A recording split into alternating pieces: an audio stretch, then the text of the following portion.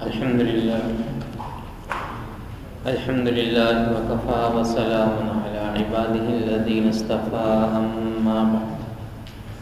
أما بعد فأعوذ بالله من الشيطان الرجيم بسم الله الرحمن الرحيم إنا أعطيناك الكوثر فصل لربك وانحر إن شانئك هو الأبتر صدق الله العظيم وصدق رسوله النبي الكريم اللهم صل على سيدنا محمد وعلى آل سيدنا محمد وأصحاب سيدنا محمد وبارك وسلم عليه۔ 30ویں پارے کی سورۃ الکوثر اس وقت ہمارے سامنے ہے۔ یہ قرآن مجید کی سورت نمبر 108 ہے، مکی سورت ہے اور اس میں 3 آیتیں ہیں۔ سورۃ الکوثر قرآن مجید کی سب سے زیادہ مختصر سورت ہے۔ اس سورت کا ایک خاص پس منظر ہے جسے سمجھنا ضروری ہے۔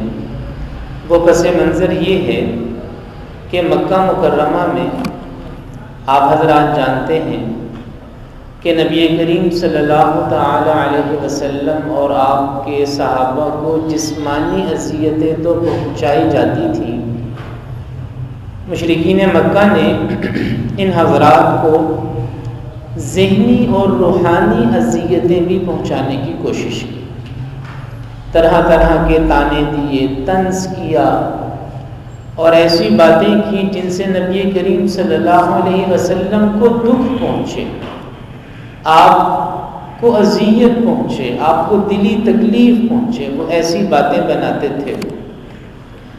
آپ صلی اللہ تعالی علیہ وسلم اور آپ کے ساتھیوں کے ساتھ قطع تعلقی کی گئی، آپ لوگوں سے، مسلمانوں سے رشتے ناطے کرنا چھوڑ دیا گیا، کاروبار تجارت کرنا چھوڑ دیا گیا، بات چیت کرنا چھوڑ دیا گیا۔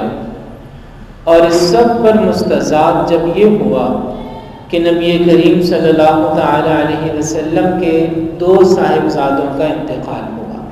حضرت قاسم پہلے ان کا انتقال ہوا، پھر حضرت عبداللہ ان کا انتقال ہوا مکہ مکرمہ میں۔ جو حضرت ابراہیم ہیں ان کی پیدائش مدینہ منورہ جانے کے بعد ہوئی تھی، وہ بعد کے ہیں، لیکن مکہ مکرمہ میں سورۃ الکوثر جب نازل ہوئی اس سے پہلے حضرت قاسم کا انتقال ہوا، حضرت عبداللہ کا انتقال ہوا۔ تو مشرکین مکہ نے اس چیز پر بھی نبی پاک صلی اللہ تعالی علیہ وسلم کو دکھ پہنچایا، حالانکہ رشتہ دار تھے، تعلق والے تھے، شہر والے تھے۔ ہونا تو یہ چاہیے تھا کہ تعزیت کرتے، افسوس کا اظہار کرتے۔ انہوں نے کہا کہ یہ تو ابتر ہے، یعنی جس کی جڑ کٹ جائے، جس کی نسل آگے نہ چلے۔ تو یہ طنز کیا، یہ طعنہ دیا، یہ بات بنائی کہ یہ محمد صلی اللہ علیہ وسلم تو ابتر ہے، یعنی ان کی جڑ کٹ گئی، ان کی اولاد آگے نہیں چلی۔ تو جس سے آپ صلی اللہ تعالی علیہ وسلم کو بہت دکھ پہنچا، دلی تکلیف پہنچی۔ تو اس پر اللہ عز و جل نے قرآن مجید کی سورۃ الکوثر کو نازل فرمایا، جس میں اللہ نے اپنے حبیب صلی اللہ علیہ وسلم سے یہ وعدہ فرمایا، اِنَّا أَعْطَيْنَاكَ الْكَوْثَرَ، ہم نے آپ کو خیر کثیر عطا فرمائی، خیر کثیر۔ ویسے تو یہ جو لفظ کوثر ہے اس کے معنی میں مفسرین کے بہت سے اقوال ہیں۔ ایک قول یہ ہے کہ جنت میں حوض کوثر ہے جس سے ایمان والے سیراب ہوں گے، نبی کریم صلی اللہ علیہ وسلم انہیں پانی پلائیں گے، حوض کوثر۔ لیکن زیادہ تر مفسرین کی رائے یہ ہے کہ اس کے معنی خیر کثیر ہیں، بہت زیادہ بھلائی، بہت زیادہ بہتری، بہت زیادہ عزت، بہت زیادہ رفعت، یعنی دینی اور دنیاوی دولتیں، حسی اور معنوی نعمتیں جو کسی بھی قسم کی ہو سکتی ہیں وہ سب لفظ کوثر کے اندر داخل ہیں۔ یعنی ہم نے آپ کو تمام لوگوں سے زیادہ نعمتیں عطا فرمائی ہیں، آپ ابتر نہیں ہیں، آپ ابتر نہیں ہیں۔ ابتر کون ہے؟ جو دم کٹا ہو، جڑ کٹا ہو، وہ کون ہے؟ ان شانئک ھو الابتر، آپ کا دشمن ہے جو جڑ کٹا ہے، اس کا نام و نشان باقی نہیں رہے گا۔ تو یہ ایک بشارت تھی اور ایک پیشن گوئی تھی۔ بشارت یہ تھی کہ ہم نے آپ کو خیر کثیر، دنیا اور دین کی تمام نعمتیں، حسی اور معنوی تمام دولتیں ہم نے آپ کو عطا کر دی ہیں۔ یہ نعمت اور یہ بشارت بتائی گئی اور پیشن گوئی یہ کی گئی کہ ان شانئک ھو الابتر، آپ کا دشمن ہے جو بے نام و نشان رہے گا۔ اب اگر قرآن مجید کی اس سورہ مبارکہ کا جائزہ لیں جو اس میں باتیں فرمائی گئی ہیں، اور یہ باتیں مکی دور کی ہیں، یہ سورۃ مکی دور میں نازل ہوئی، جس زمانے میں چند ایک لوگوں نے اسلام قبول کیا تھا اور اسلام مکہ شہر کے اندر ہی محدود تھا، ابھی تو ہجرت بھی نہیں ہوئی تھی کہ مکہ سے باہر نکلتا۔ اس وقت یہ سورہ مبارکہ نازل ہوئی اور اس میں اللہ تعالیٰ نے جو بشارت دی اور جو پیشن گوئی فرمائی، بعد کے زمانے میں دنیا نے دیکھا اور آج بھی ہم دیکھ رہے ہیں کہ حرف بحرف پوری ہوئی، حرف بحرف۔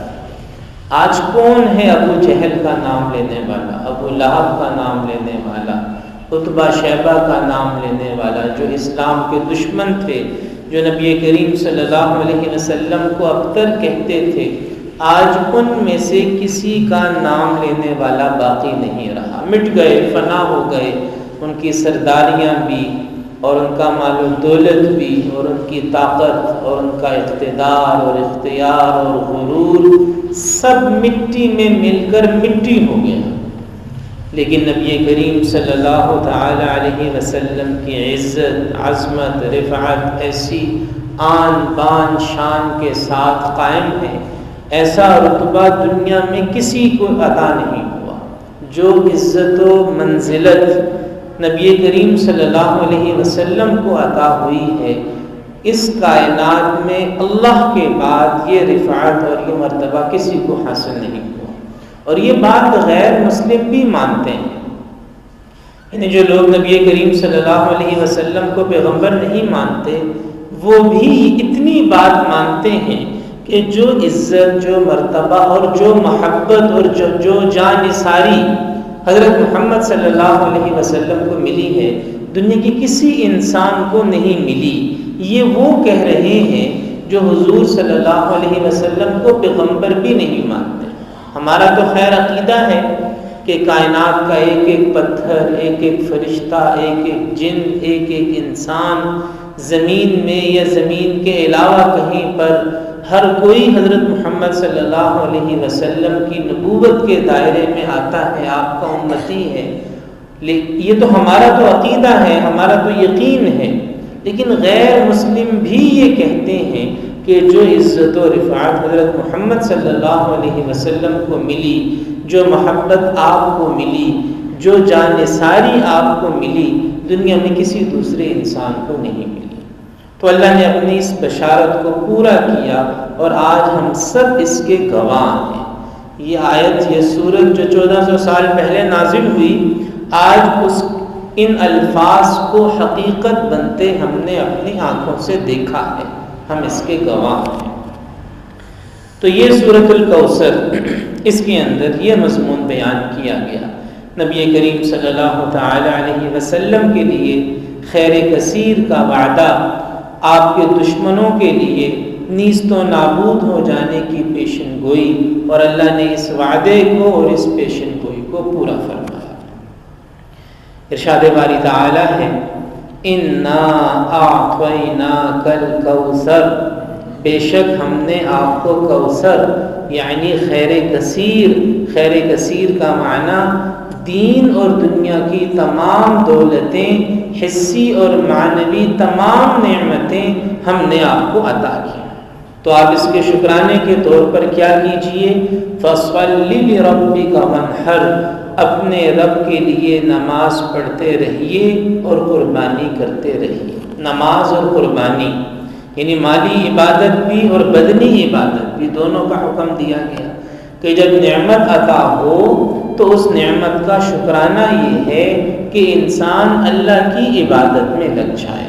فَصَلِّ لِرَبِّكَ وَانْحَرْ، اپنے رب کے لیے نماز پڑھتے رہیے اور قربانی کیجیے۔ إِنَّ شَانِئَكَ هُوَ الْأَبْتَرُ، بے شک جو آپ کا دشمن ہے حقیقت میں بے نام و نشان تو وہی ہے۔ آپ کا نام بھی باقی رہے گا، آپ کا نشان بھی باقی رہے گا، آپ کی عزت و عظمت بھی قیامت تک قائم و دائم رہے گی، قیامت کے بعد بھی آپ ہی کا مقام و مرتبہ قائم رہے گا۔ جو دشمن ہے وہ اس دنیا میں بھی بے نام و نشان اور آخرت میں بھی خسارے میں اور نامراد ہوگا۔ اللہ تعالیٰ سے دعا ہے کہ وہ ہمیں قرآن مجید کو سمجھ کر اس پر عمل کرنے کی توفیق دے۔